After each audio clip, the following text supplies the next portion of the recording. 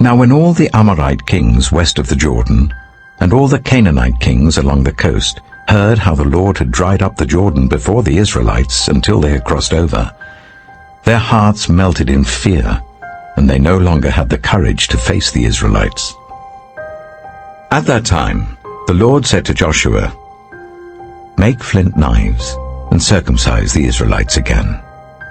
So Joshua made flint knives and circumcised the Israelites at Gibeah-the-Haaraloth. Now this is why he did so.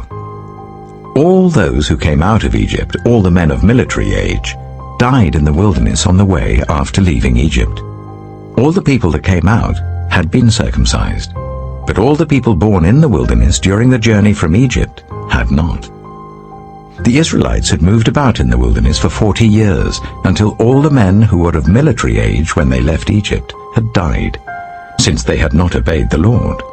For the Lord had sworn to them that they would not see the land that he had solemnly promised their ancestors to give us, a land flowing with milk and honey. So he raised up their sons in their place, and these were the ones Joshua circumcised.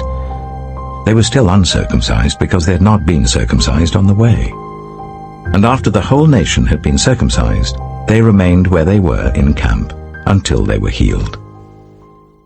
Then the Lord said to Joshua, "Today I have rolled away the reproach of Egypt from you." So the place has been called Gilgal to this day.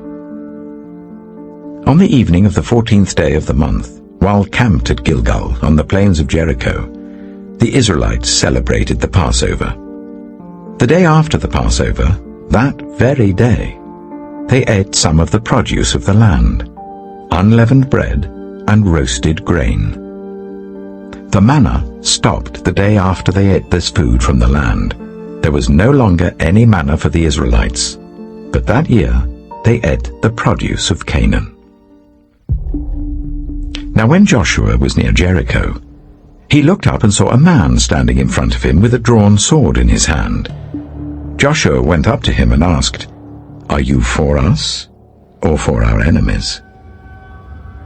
"Neither," he replied, "but as commander of the army of the Lord I have now come."